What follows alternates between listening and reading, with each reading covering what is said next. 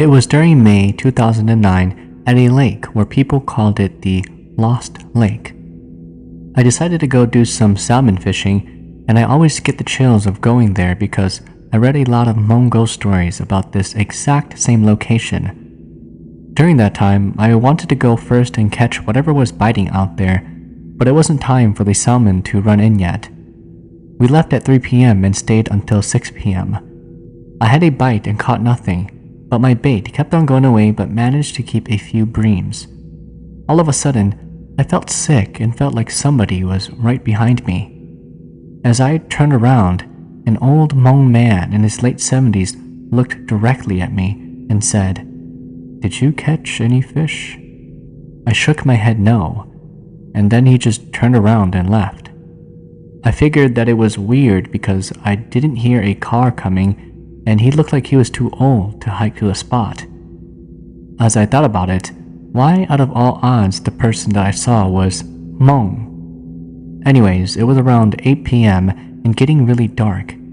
I was scared to go back, so I just didn't bother looking to the side of me and walked like it was normal. All of a sudden, I looked in my hand and it started to get pale white, and I got cold as I realized I left my jacket with my phone and wallet. Because I smoke, I also have a lighter on me. It took me exactly 20 minutes to build a nice fire, and then I had to run to go get my jacket. At this time, it was very dark. I went back to get my jacket and I ran to my car when all of a sudden, the same Hmong guy looked at me and I had the flashlight on my phone and shined it on him. My heart dropped out of nowhere and I started to get paralyzed when he smiled and said, "You have to catch some fish for me." I couldn't speak. All I told him was that I have to go soon. As soon as I got into my car, I was so dang scared that I drove off. When I exited the lake, I was trying to stay calm and I called my uncle and told him about what I saw. My uncle told me not to believe what I had seen and drive back normal because he said that the demon is not letting me go. I noticed something in my rearview mirror and I turned around to see the old man down the road waving his hand at me. I told myself to ignore it and kept on driving. Later, I exited the highway and entered a gas station nearby. I went to get some cigarettes and grabbed some sandwiches. When I exited the gas station, I saw the same guy in my car. As I looked, I told myself I needed to call my uncle to pick me up. My uncle came with his nephew that was around 20 years old. They came and picked me up and my cousin drove my car back to my uncle's house. As we were driving, my uncle asked me what did he look like and what did he say. I just told him what I saw and what he said about the fish, when all of a sudden it got really quiet and we had to go back to Lost Lake and call my spirit back and then go home to do jingle bells. At this point, my cousin already got back at my uncle's house. When we were driving back, it was quiet in the car when my uncle suddenly said that the thing was sitting right behind us. This was my first time experiencing something like this, and I didn't know how to react to it.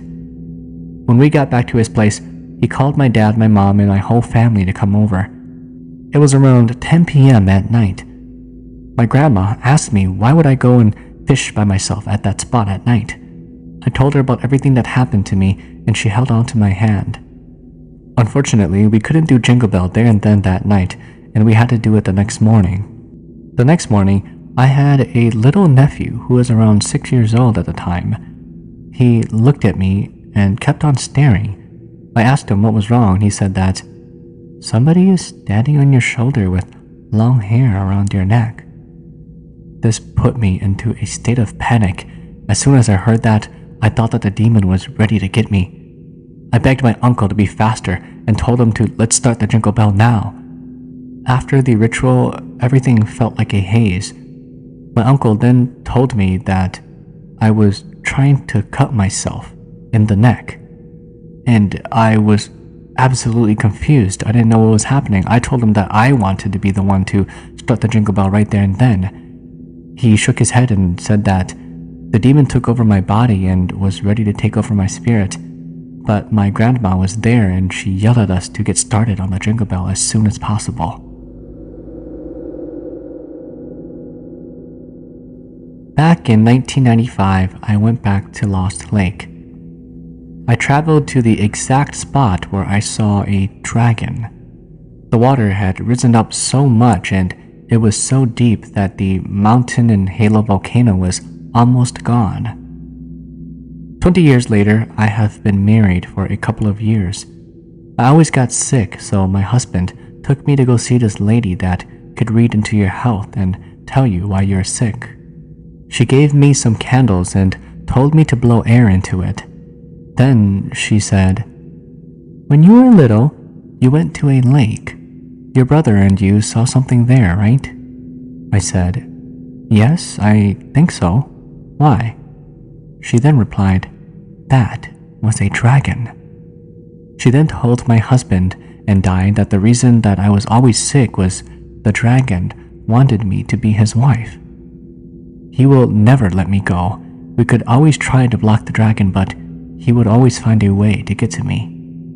She advised me that I belonged to the dragon and we could buy some time by killing a cow, a pig, a goat, a chicken, a dog, and a cat. Well, that was a lot of animals to murder, but I must remember that this is just to buy some time.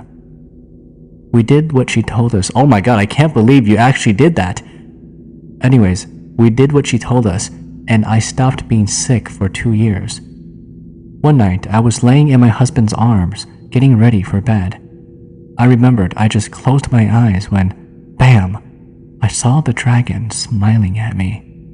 This freaked me out big time. The dragon is back. I don't know, man, that sounds kind of fake, like, no way. What if that lady just is, lying to you, but you do you, sister. I was about 15 to 16 years old. My brothers wanted to go fishing at this park that had a river and 2 big ponds. It was a sunny Friday afternoon. I drove my 2 brothers and 2 cousins to the fishing park. We were fishing and having fun throwing rocks into the water. My youngest brother and I were together near the pond, while my brother and other cousins were at the river. We couldn't see each other because of the tall grass and trees.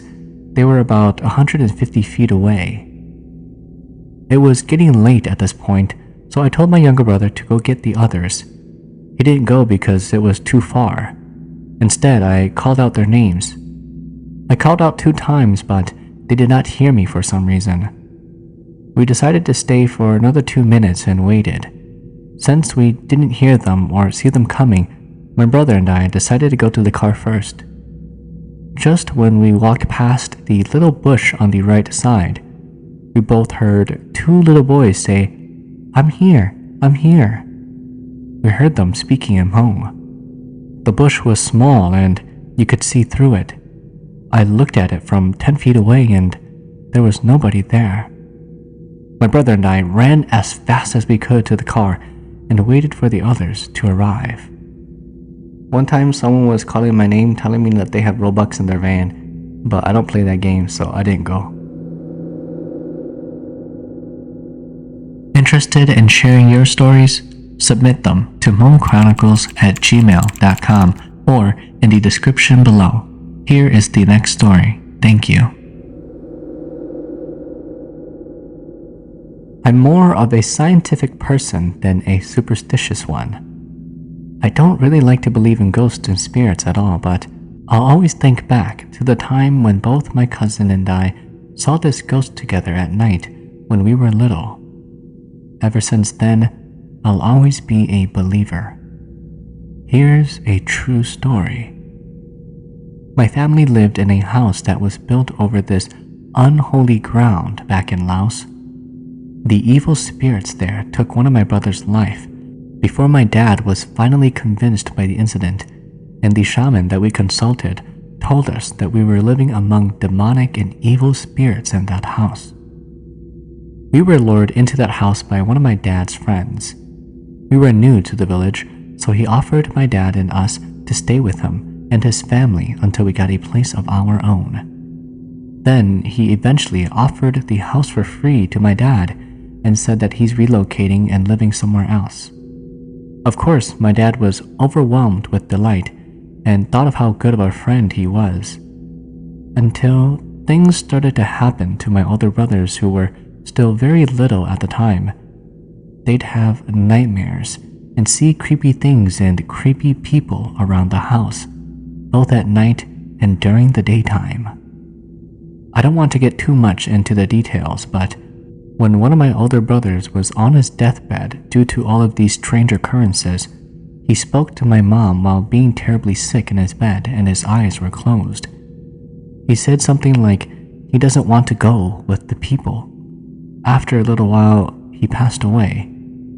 It was possibly a coincidence, but after he passed away, his body wouldn't grow cold at all.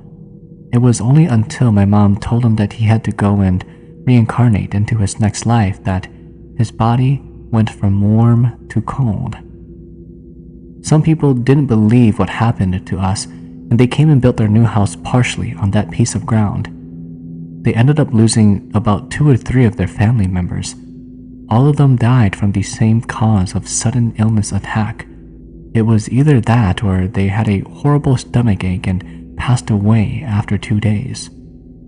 My mom eventually ran into my dad's friend some years later and confronted him. He denied them of ever intentionally luring us into his house. He even said that if he did, then may karma bestow upon him for doing so. One of his wife died shortly after that. She took her own life. After that, the war happened and we all moved to the USA. This happened to my mom a couple of years ago. It was the beginning of 2007. One morning, I woke my mom to get her ready for her dialysis. I tapped her on the shoulder and she turned around. As she was turning around, she asked me, "Is Sunshine and Bee here?" Sunshine and Bee are my little nieces. At the time, Sunshine was 7 and Bee was 5. I answered by saying no. She replied in Hmong, "I thought I saw Sunshine tapping my shoulder." I turned around and there she was. "Are you sure she's not here?" I shook my head and said yes. We thought nothing of it. We just went on with our day like nothing happened. From that day on, my mom has been seeing bugs crawl on her, around her, and even in her food. Come spring and we were celebrating some birthdays. My nephew, his girlfriend, and her mom came to see the celebration. The mom later told the girlfriend that when she came to the party, she saw my mom, and around her was this little girl. She just kept hanging around my mom and kept on picking at her. She knew that we were Christians and chose not to say anything. She said that we might have not believed her. It wasn't until that summer that my nephew told us about that. Come July, my mom went into cardiac arrest. That day, one of my brothers told us that the night before, he had a dream of this little girl hanging around my mom. He said that the girl was the older version of his daughter, Sunshine, and that her name was Me. My oldest brother confirmed that at the time of my sister Me's death, she looked a lot like Sunshine. My cousins were there and they even confirmed it. We never did any sort of shaman jingle bell on my mom, but the mom of my nephew's girlfriend told her that before my mom had married my dad, she was supposed to be a shaman. Because she married my dad and my dad converted to Christianity, the spirits had stopped bugging her. It wasn't until my dad had died that the spirits became more active and came back. They wanted her to be a shaman even at her advanced age. The girlfriend said that her mom is willing to help us get rid of it. However, when the time comes and my mom is ready to pass on, we have to do it the shaman way. My mom, all her life, all she's known is God, so I told her that it was okay and that we'll just keep on praying. In a way, it kind of makes sense. All of my mom's life, she's been a sick child. She even told us that at one point in her childhood, her grandma wanted her to go with her to the afterworld, but my mother wouldn't have it. They even had to change her name so that my grandma would not visit anymore. Even to this day, my mom is still sick. She's struggling to hold on. Just a couple of months ago, my mom and I were talking in the living room. All of a sudden, my mom starts reaching outward in front of her. I asked her what she was doing. She replied in Hmong, "Whose kid is this?" I looked at my mom and said, "What kid, Mom?" She replied, "He's right here. Don't you see him?" I said, "Mom, there's no children here." I saw her face and it looked like she knew she was going crazy. She stopped what she was doing and went back to talking. These days, when it gets really quiet, she'll scream out my name. If I don't answer her on the first call, she yells and yells for my name until either I answer or someone else does. She doesn't like to be alone and always wants someone to be in the room with her. My mother told me this one time.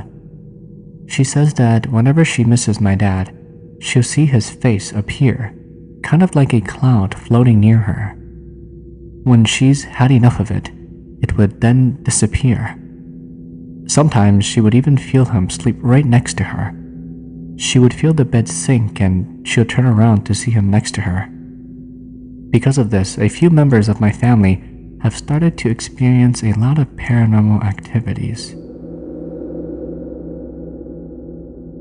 One time, I had the most scariest thing happen to me while I was sleeping over at some distant relative's house when we were out of town.